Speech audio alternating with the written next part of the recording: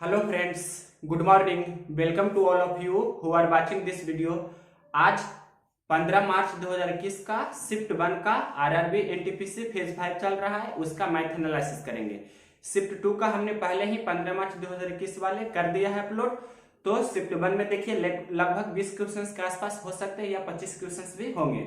सभी questions real questions ही हैं। तो क्वेश्चन नंबर फर्स्ट देखिए, ये बोल रहा है कि कोई धन CI जिसे चक्रवृद्धि ब्याज बोलते हैं, कोई धन चक्रवृद्धि ब्याज की दर से 8 वर्ष में 3 गुना हो जाती है, तो वही धन 12 वर्ष में चक्रवृद्धि ब्याज की दर से कितना गुना होगा।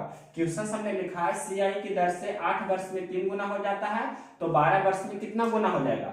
तो ऐसे प्रश्न को आप किस प्रकार से बनाते होंगे, पता होगा कि ये 3 पे पावर ही होता है। कहने का मतलब 3 पे पावर n गुना होगा, और ये जो 3 पे पावर रहता है यही n, इसमें 8 से ये दोनों को गुना करते हैं। ये दोनों को क्या किए, गुना किए, और ये दोनों को गुना करने के बाद आपको ये वाला रिजल्ट आता है, यानी कि 12।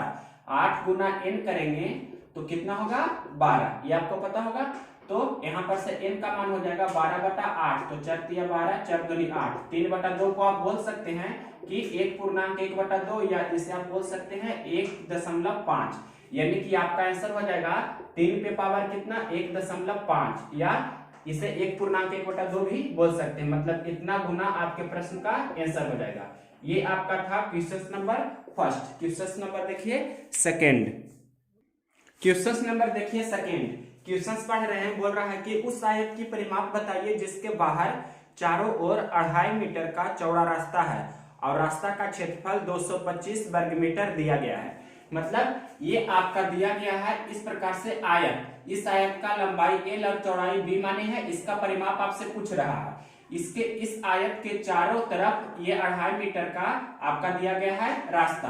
तो ये आपका जो ये रास्ता हुआ, तो इसी रास्ता का एरिया आपके प्रश्न में कितना दिया है, 225 वर्ग मीटर। मतलब ये रास्ता जो चारों तरफ है इस आयत के चारों ओर, तो ये रास्ता का क्षेत्रफल आपके प्रश्न में दिया है 225 वर्ग मीटर।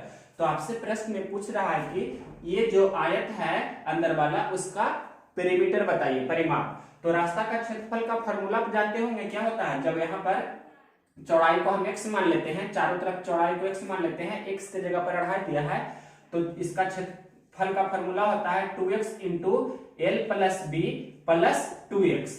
इतना बराबर कितना दिया है आपके प्रश्न में, 225, और x के जगह पर आपके प्रश्न में कितना दिया है, रास्ता की चौड़ाई। मतलब इसे आप बोल सकते हैं, x को क्या बोल सकते हैं, रास्ता की चौड़ाई। तो रास्ता की चौड़ाई को ही हम x मान रहे हैं। तो रास्ता की चौड़ाई आपके प्रश्न में कितना दिया है, रास्ता की चौड़ाई दिया है 2.5 मीटर।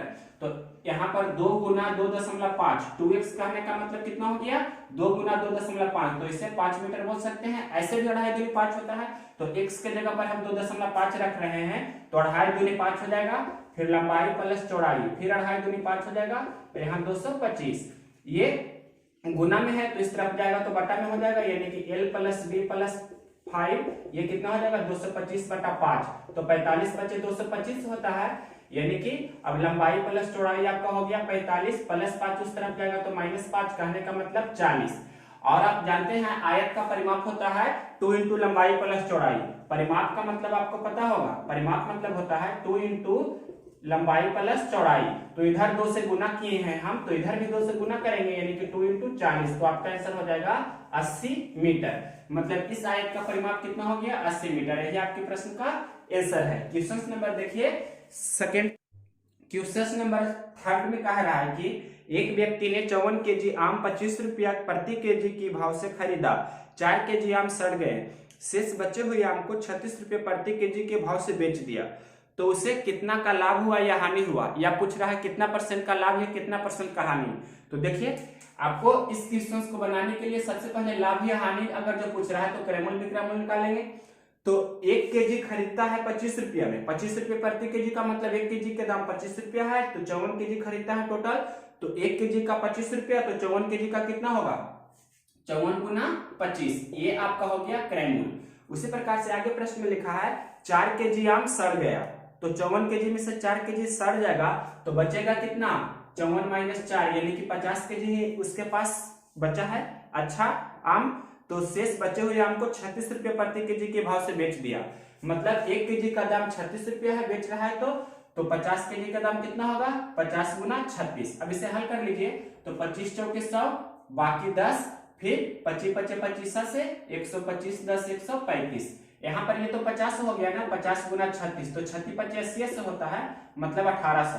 1350 रुपये में खरीद रहा है, 1800 रुपये में बेच रहा है। अगर जो आपके प्रश्न में सिर्फ लाभ पूछ रहा है तो लाभ तो क्लियरली दिख रहा है, या 1800 में आप ऐसे भी घटा सकते हैं 1350 को, तो क्लियरली आपको दिखना चाहिए कि 7 में से 3 जाएगा तो यहाँ पर 4 होगा, यानी कि 450 रुपया क्या हो जाएगा लाभ। अगर जो लाभ पूछा है तो ये आपका आंसर हो जाएगा, लेकिन अगर जो प्रतिशत लाभ पूछा है तो 450 रुपया का लाभ हो रहा है किस पर, तो क्रयमूल्य पर। कहने का मतलब 1350 पर और गुना 100। आप जानते हैं 45 दिया 135 होता है, तो 1/3 का मतलब होता है 33.1/3% या 33.33%। इतना परसेंट प्रॉफिट, ये आपके प्रश्न का आंसर होगा।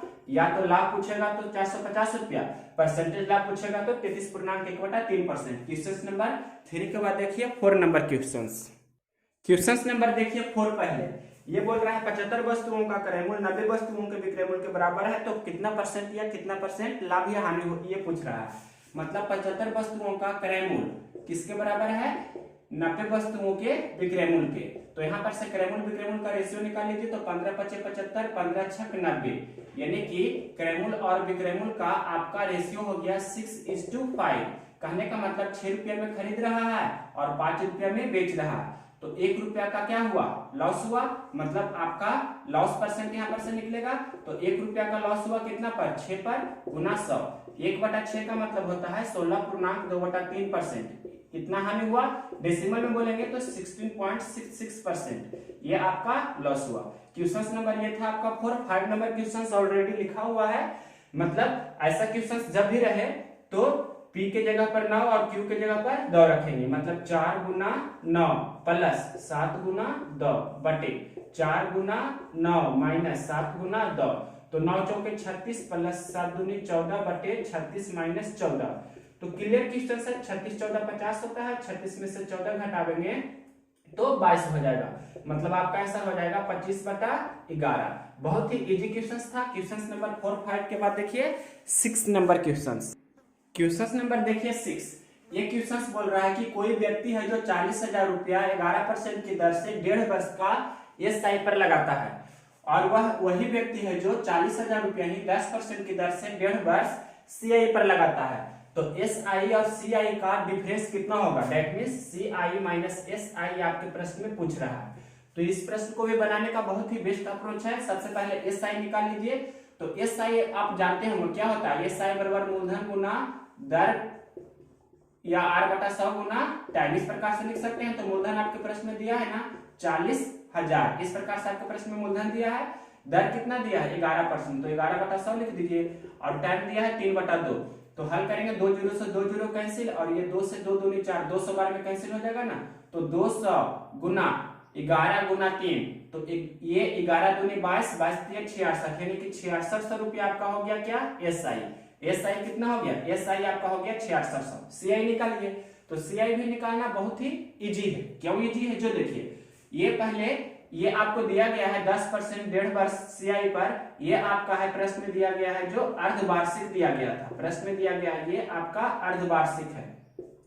तो यहाँ पर से अर्धवार्षिक जब है तो सबसे पहले रेट हो जाएगा 5% ना, और टाइम हो जाएगा आपका कितना, टाइम हो जाएगा 3/2 गुना 2, कहने का मतलब 3 वर्ष। क्लियरली आपको देखना चाहिए कि अर्धवार्षिक होता है तो दर को आधा करते हैं और समय को दुगना करते हैं, तो 1.5 दूनी 3 वर्ष हो गया, और यहाँ पर से 10% था आपका रेट तो 5% हो गया। तो 5% की दर से 3 वर्ष का CI कितना होता है रेशियो में, तो 15.7625, इतना परसेंट होता है आपका CI।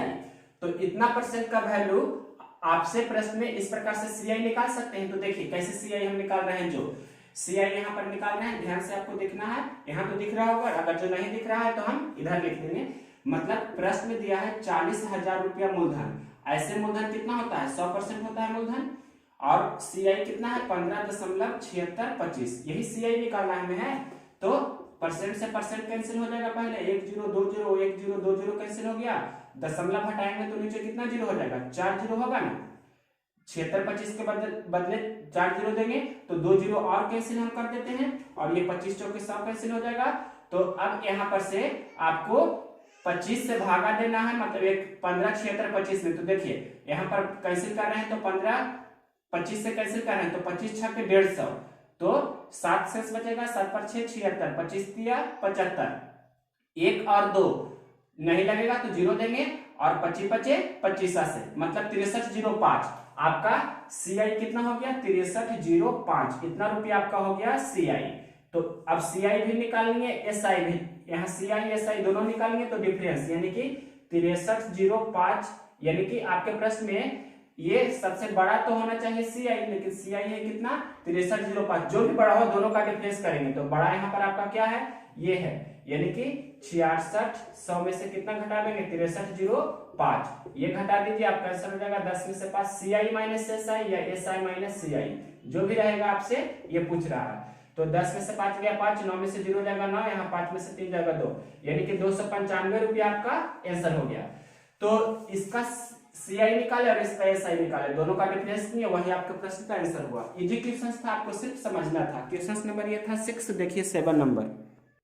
क्वेश्चन नंबर देखिए 7, सीआई और एसआई का डिफरेंस दिया है 16.5 इतना रुपया और आर दिया है 5%, रैम दिया है 2 वर्ष, तो आपका मूलधन पूछ रहा है। तो इसका मेथड फर्स्ट आपको बता रहे हैं वाई फार्मूला, फार्मूला आप जानते होंगे इसका क्या होता है, और दूसरा आपको बेसिक भी आना चाहिए। फार्मूला होता है CI माइनस SI 2 वर्ष के लिए, ये आपका बता रहे हैं 2 वर्ष वाला जो क्वेश्चंस में है, 2 वर्ष के लिए स्पेशल। तो 2 वर्ष के लिए फार्मूला होता है CI माइनस SI का, यानी कि अंतर बराबर मूलधन का R बटा 100 का होल स्क्वायर। तो यहाँ पर से CI माइनस SI 16.5 आपके प्रश्न में दिया है और मूलधन पूछ रहा है, R कितना दिया है 5, तो यहाँ पर से लिख सकते हैं 5 गुना 5 बटा 100 गुना 100, बहुत ही इजी है। अब इसे यहाँ दशमलव हटाते हैं तो नीचे 1 जीरो हो जाएगा। और भी देखिए ये आपको 1 जीरो से 1 जीरो कैंसिल कर देते हैं, ये 5 से 5 दूनी 10 हमने कैंसिल कर दिया, और ये आपको 5 से यहाँ कैंसिल कर रहे हैं, तो एक यहाँ पर 5 से कैंसिल करेंगे तो 5 ये 15, फिर एक 5 5 ये 15, 33 बार में कैंसिल हो गया, तो गुना कर देंगे 33 गुना 2 गुना 100, मतलब मूलधन का मान हो जाएगा 33 गुना 2 गुना 100, यानी कि 33 दूनी 66 100 आपका क्या हो जाएगा मूलधन। बहुत ही इजी क्वेश्चन था, ऐसे बना सकते थे वाई फार्मूला, लेकिन इसका मेथड सेकंड देखिए, मेथड सेकंड आपका बेसिक है, तो बेसिक क्या है वो भी आपको पता होना चाहिए। प्रश्न में सीआई और एसआई दिया है 16.5 और 5% की दर से 2 वर्ष का सीआई कितना होगा, तो आपको पता होगा कि सीआई निकालते हैं R प्लस R और प्लस R गुना R बटा 100, इस प्रकार से करके ये आपका होता है 2 वर्ष का सीआई का फॉर्मूला। तो यहाँ पर से 5 प्लस 5 गुना 5 बटा 100 करेंगे तो 5 5 10 और 5 25, यानी कि 10 दशमलव कितना हो जाएगा 25%। और यहाँ आपके प्रश्न में दिया है कितना 16.5, ये आपको क्लियरली दिख रहा है, सीआई एसआई कितना दिया है 16.5, यानी कि इतना रेशियो आपको, ये तो सीआई हो गया ना, और पहले एसआई भी निकालेंगे तभी ना दोनों का डिफरेंस होगा। तो एसआई होता है R गुना T%, यानी कि 5% की दर से 2 वर्ष का एसआई कितना होगा, मतलब 5 गुना 2, तो कहने का मतलब कितना, इसे हम 10% डायरेक्ट बोल सकते हैं। तो दोनों का डिफरेंस यानी कि CI माइनस SI कितना हो गया, ये इसमें से इसे घटा दीजिए, मतलब 0.25% आपका हो गया दोनों का डिफरेंस। तो 0.25% का वैल्यू इतना दिया है, तो 100% का वैल्यू कितना होगा, कहने का मतलब आपके प्रश्न में 16.5 दिया है और यहाँ पर कितना है 0.25 परसेंटेज पूछ रहा है मूलधन का, मूलधन 100% होता है तो 100 से गुना करेंगे। ये आपका इस प्रकार से सबसे शॉर्ट टेस्ट होगा ये वाला अप्रोच, मात्र इतना ही लिखना है, ये तो समझाने के लिए इतना हमने बताया। हल करेंगे तो दशमलव हटाएंगे तो ऊपर 2 जीरो यहाँ पर लिख सकते हैं, यहाँ हटाएंगे दशमलव तो 1 जीरो नीचे हो जाएगा, फिर कैंसिल कर लेंगे तो यहाँ पर से 25 चौके 100 कैंसिल कर देते हैं और 1 जीरो से 1 जीरो कैंसिल कर देते हैं, तो 165 गुना 4 गुना 0, तो गुना कर देते हैं, 1 जीरो पहले से है, 5 चौक 20 के जीरो बाकी 2, 16 चौक 64 2 66, इस प्रकार से भी 66 आपका सेम आंसर आया। तो इस अप्रोच को भी फॉलो करना है बेसिक का भी। 7 के बाद देखिए 8 नंबर क्वेश्चंस। क्वेश्चन नंबर 8 देखिए, ये बोल रहा है कि किसी त्रिभुज का क्षेत्रफल बताइए जिसकी भुजा 7 सेंटीमीटर 11 सेंटीमीटर और 12 सेंटीमीटर है, मतलब ये 7 सेंटीमीटर कहा देते हैं, ये 11 सेंटीमीटर कहा देते हैं और ये आपका है 12 सेंटीमीटर। तो इसका आपका प्रश्न में एरिया पूछ रहा है, एरिया कितना होगा, मतलब ये कितना जगह घेर रहा है, ये आपसे प्रश्न में पूछ रहा है। तो बहुत ही इजी क्वेश्चन है। कैसे बनाते हैं इसे फार्मूला को, यूज हीरोन्स फार्मूला, मतलब हीरोन्स का आपको सूत्र यूज करना है। मतलब हीरोन का सूत्र आपको पता होता है, इसमें पहले अर्ध परिमाप निकालते हैं तो a प्लस बी प्लस सी बटा 2 करते हैं, यानी कि 6 प्लस 11 प्लस 12 बटा 2। 6 प्लस 6 आपके प्रश्न में दिया है 7 11 12, 7 11 12, ठीक। तो यहाँ पर से 7 लिखेंगे, 7 11 12, तो 11 7 18 12 कितना हो गया 30, 30 बटा 2 कहने का मतलब 15। और एरिया, एरिया कहने का मतलब कितना होता है, एरिया होता है root under s into s minus a into s minus b into s minus c. अगर जो हम इसे a मान लिए, इसे b मान लिए, इसे c मान लिए, तो इस प्रकार से फॉर्मूला होता है। तो यहाँ पर लिखेंगे s का मान 15 है, into 15 minus 7 into 15 minus 11 into 15 minus 12। अब सिंपल अप्रोच है, इसे हल कर दीजिए। तो 15 गुना 15 में से 7 जाएगा 8, 15 में से 11 जाएगा 4, 15 में से 12 जाएगा तो 3, 15 20 से 120 ये हो गया। और ये कितना 12, 4 12, तो 12 गुना 12 का तो 12 बाहर हो जाएगा और 10 आपका रह जाएगा, यानी कि 12 रूट 10 आपके प्रश्न का फाइनल आंसर होगा, इतना सेंटीमीटर स्क्वायर। क्वेश्चन नंबर था आपका 1। क्वेश्चंस में आपका 9 नंबर में a माइनस 5 बराबर b दिया है, तो mod a minus B plus mod b minus से पूछ रहा है।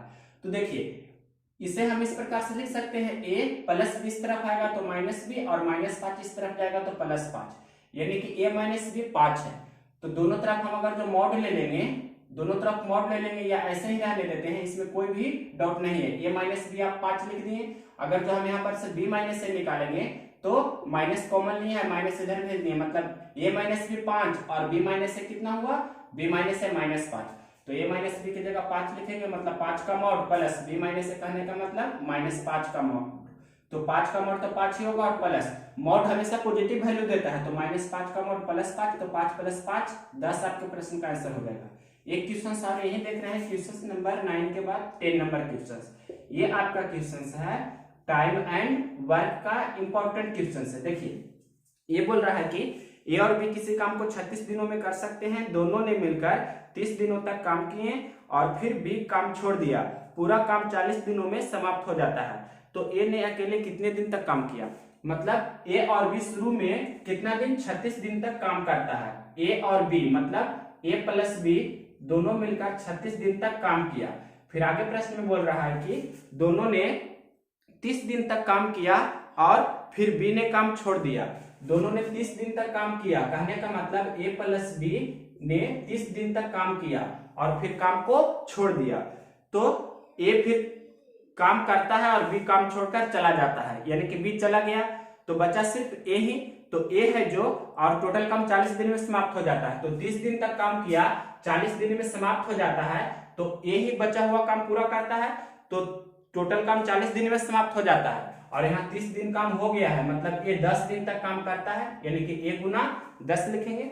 अब इसे a और b का एफिशिएंसी निकाल लीजिए, तो यहाँ पर से a प्लस बी गुना 36, और इसे इस तरफ लाएंगे तो माइनस a प्लस बी गुना कितना होगा 30, इतना बराबर हो जाएगा 10a लिख सकते हैं इसे, a गुना 10 को। इसे हल कर लेंगे तो a plus B, 36a plus B में से 30a प्लस बी जाएगा तो कितना होगा 6a प्लस बी, इस प्रकार से लिख सकते हैं, बराबर 10a। यहाँ पर से 6a प्लस 6b बराबर कितना हो गया 10a, तो a को उधर हम भेज देते हैं, मतलब 10a माइनस 6a, तो कितना हो गया 4a, यानी कि यहाँ हम लिख रहे हैं कि 4a बराबर कितना हो गया 6b। तो यहाँ पर से a और b का आपका क्षमता निकल कर आ जाएगा, a का कोफिशिएंट 4 है तो ये b का हो जाएगा, और b का कोफिशिएंट 6 है तो ये का हो जाएगा, यानी कि 3:2। तो a और b का क्षमता हो गया 3:2, मतलब ये आपका हो गया क्षमता का अनुपात। तो a का वैल्यू 3 रख देंगे और b का वैल्यू कितना रख देंगे 5, तो टोटल आपका वर्क हो जाएगा, मतलब टोटल वर्क हो जाएगा, यानी कि इंग्लिश में बोलेंगे टोटल वर्क, हिंदी में बोलेंगे कुल काम। तो a और b मतलब 3 और 2 5, इस प्रकार से 3 प्लस 2 गुना कितना 36, ये आपका हो गया टोटल वर्क। और प्रश्न में बोल रहा है कि ए अकेला कितना दिन में काम करेगा, तो पहले टोटल वर्क निकाल लीजिए। टोटल वर्क ये निकाल रहे हैं तो 3 2 5, तो 5 गुना 36, कहने का मतलब 180 यूनिट टोटल काम हमें हो गया करना है। तो ये कितना के क्षमता से काम कर रहा है, 3 के क्षमता से। बी तो चला जाता है, प्रश्न में लिखा है कि बी काम छोड़कर चला जाता है, तो बचा हुआ काम को यही पूरा करता है 10 दिन में। तो ये अकेले कितना दिन में पूरा करता है, मतलब टाइम ऑफ ए, यानी कि 180 यूनिट काम करेगा 3 के क्षमता से, तो कितना दिन लगेगा, 60 दिन। ये आपके प्रश्न का आंसर हो जाएगा। क्वेश्चन नंबर आपका था ये 9 के बाद 10 नंबर टाइम एंड वर्क का। इसके बाद देखिए 11 नंबर क्वेश्चन नंबर देखिए 11, a square plus 1 by a square बराबर 18, तो ए माइनस 1/a पूछ रहा है। तो ये माइनस में पूछ रहा है, तो ए माइनस बी का होल स्क्वायर पर होगा, मतलब यहाँ पर हम -2 करेंगे, इधर भी -2 करेंगे। ए स्क्वायर प्लस 1/a स्क्वायर -2 किए, और इधर 18 दिया है तो 18 - 2, मतलब दोनों तरफ 2 घटाने पर, तो इधर आपका हो गया, देख सकते हैं क्लियरली कि a माइनस 1/a का ये होल स्क्वायर है, और इधर 18 में से 2 जाएगा तो 16 हो गया। तो a माइनस 1/a आपका कितना हो जाएगा, √16 प्लस माइनस में, तो आपका आंसर कितना हो जाएगा, +-4। ये आपके प्रश्न का आंसर हो जाएगा। ऐसे तो प्लस वाला वैल्यू ही होगा आंसर। क्वेश्चन नंबर देखिए 12, ये आपका क्लियरली x की जगह पर 12, y की जगह पर 13 दिया है, तो ये पूछ रहा है। तो ये आपको फॉर्मूला पता होगा कि x माइनस y का होल स्क्वायर है, और यहाँ पर से स्क्वायर से रूट कैंसिल हो जाएगा, तो x माइनस y कहने का मतलब 25 - 13, तो आपका आंसर हो जाएगा 12। क्वेश्चन नंबर 12 के बाद देखिए 13 नंबर क्वेश्चन नंबर देखिए 13, x इतना दिया y इतना दिया है, तो x square minus y square पूछ रहा है। x square plus y square पूछता तो +2xy करते और -2xy करते, तो x प्लस y का होल स्क्वायर और -2xy करके बनाते थे, लेकिन माइनस पूछा है, तो x पहले हल कर लीजिए। x का मान कितना हो जाएगा, परिमेकरण करेंगे इसे, तो क्या हो जाएगा, -2 -√3 है, तो ऊपर नीचे 2 + √3 से गुना करेंगे, तो 2 + √3 का होल स्क्वायर हो जाएगा, और नीचे में क्या हो जाएगा, नीचे में आपका हो जाएगा 2 का स्क्वायर और √3 का स्क्वायर। इसे थोड़ा हल कर लेंगे, तो ऊपर a प्लस b का होल स्क्वायर क्या होगा, a स्क्वायर प्लस √3 का स्क्वायर 3 + 2ab, मतलब 2 गुना कितना, √3, और नीचे आपको दिख रहा है कि 2 दूनी 4 माइनस √3 का स्क्वायर 3, तो एक लाइन और बढ़ा देते हैं, 4 3 कितना हो जाएगा, 7 प्लस ये हो जाएगा 2 दूनी 4 रूट कितना 3। ये आपका है x, मतलब x का मान हो गया इतना बटा 1 लिखिए, या इतना ही रहने दे सकते हैं। x का मान हो गया 7 + 4√3। तो आपको समझ में आना चाहिए x और y एक दूसरे का क्या है, x गुना y करेंगे तो क्या हो रहा है, x गुना y करेंगे तो 1 हो रहा है ना, कट जाएगा तिरछे, तो x गुना y 1 हो रहा है, तो x है 7 + 4√3, तो 1/x कितना हो जाएगा, 1/x, या इसी को आप बोल सकते हैं 1/x को ही बोल सकते हैं y, 1/x को बोलेंगे y, मतलब आपका ये हो जाएगा y कितना हो जाएगा, 7 - 4√3। इतना आपको समझना होगा। क्यों हुआ, क्योंकि 7 का स्क्वायर 49, 4√3 का स्क्वायर कितना होता है, 48, दोनों का अंतर 1 है, इस कारण से यहाँ प्लस है, तो सिर्फ माइनस हो जाएगा रेसिप्रोकल में, या परिमेकरण भी कर सकते हैं। तो x इतना हो गया, y इतना हो गया।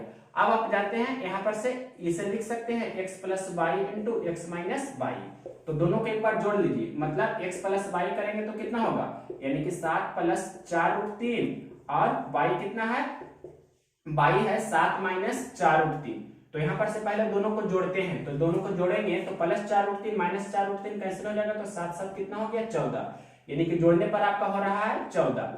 अब घटाने पर यानी कि x - y करेंगे तो 7 + 4√3 और -7 - 4√3। यहाँ पर से एक लाइन और आगे प्रोसीड करते हैं, तो -7 हो जाएगा, माइनस प्लस 4√3, तो -7 + 7 कैंसिल हो जाएगा, यानी कि 8√3 यहाँ होगा, तो यहाँ पर लिखेंगे 8√3, तो 14 गुना 8 112 होता है, और √3, मतलब ये आपके प्रश्न का आंसर होगा। क्वेश्चन नंबर आपका था 13। अब देखिए 14 नंबर क्वेश्चन नंबर देखिए 14, किसी समबाहुभुज का अंतःकोण जिसे इंटरनल एंगल बोलते हैं, ये दिया है आपके प्रश्न में 165 डिग्री, तो इसके भुजाओं की संख्या कितना होगा, समबाहुभुज में कितने भुजा है। तो आप जानते हैं कोई भी समबाहुभुज होता है तो उसका बाह्य कोण मतलब एक्सटर्नल एंगल और उसी का इंटरनल एंगल, कहने का मतलब आंतरिक कोण और बाह्य कोणों का योगफल कितना होता है, 180 डिग्री। आपके प्रश्न में दिया है अंतःकोण 165 डिग्री है, मतलब ये वाला 165 डिग्री है, तो यहाँ पर आपको ये कितना होगा, एक्सटर्नल एंगल कितना होगा, तो 165 में कितना जोड़ेंगे कि, या ऐसे भी निकाल सकते हैं, एक्सटर्नल एंगल बराबर 180 डिग्री में से आप घटा दीजिए 165 डिग्री, तो 65 5 70 और 10 80 यानी कि 15 डिग्री। तो 15 डिग्री आपका हो गया एक्सटर्नल एंगल।